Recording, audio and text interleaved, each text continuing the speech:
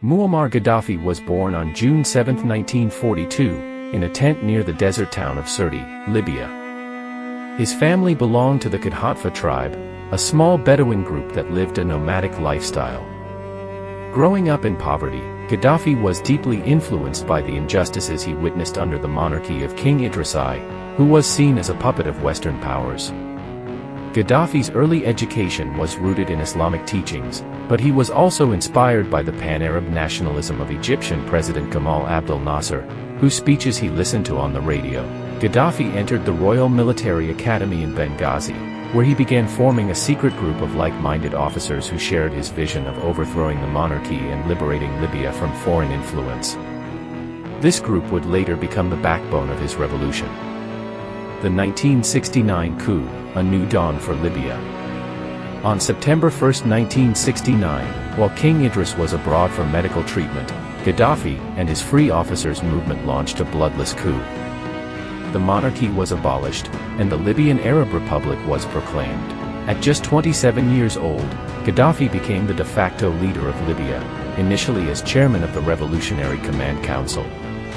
Gaddafi's early years in power were marked by sweeping reforms. He nationalized Libya's oil industry, which had been dominated by Western companies, and used the revenue to fund social programs, infrastructure projects, and military expansion. He also implemented policies aimed at reducing inequality, such as land redistribution and free healthcare and education. These measures earned him popularity among many Libyans, especially the poor, the Green Book and the Jamahiriya. In the mid-1970s, Gaddafi published his political philosophy in the Green Book, a three-part manifesto that outlined his vision for a new political system. He rejected both capitalism and communism, proposing instead a system he called the Third International Theory. This system was based on direct democracy, where power would be exercised by the people through local councils, or basic people's congresses. In 1977, Gaddafi formally declared the establishment of the Jamahiriya, state of the masses. While the Jamahiriya was presented as a utopian system of direct democracy, in reality, Gaddafi retained ultimate control. His regime became increasingly authoritarian, with dissent brutally suppressed. Political opponents were imprisoned, tortured, or executed, and Gaddafi's cult of personality grew stronger.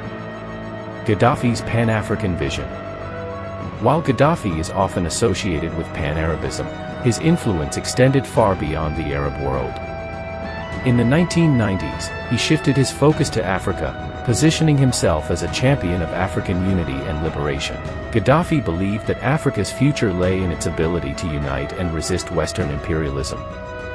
He became a vocal advocate for the creation of a United States of Africa, a vision that included a single African government, currency, and military. African Union. Gaddafi played a key role in transforming the Organization of African Unity OAU into the African Union AU in 2002. He provided significant financial support to the AU and pushed for greater integration among African nations.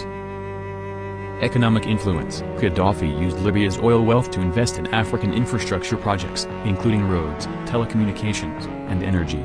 He also provided financial aid to several African countries and supported liberation movements across the continent.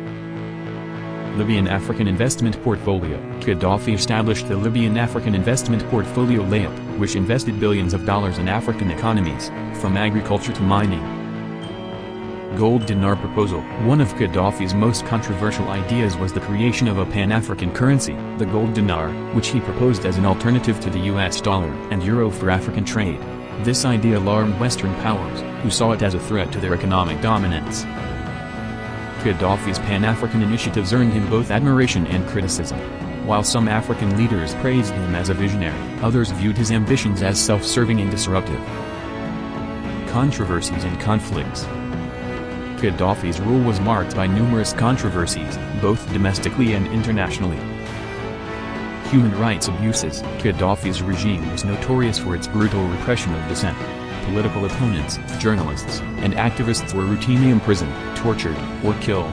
The 1996 Abu Salim prison massacre, in which over 1,200 inmates were executed, remains one of the darkest chapters of his rule. support for terrorism, Gaddafi was accused of sponsoring terrorist groups, including the Irish Republican Army (IR) and the Palestinian Liberation Organization (PLO). His regime was implicated in several high-profile attacks, such as the 1988 Lotterbie bombing, which killed 270 people.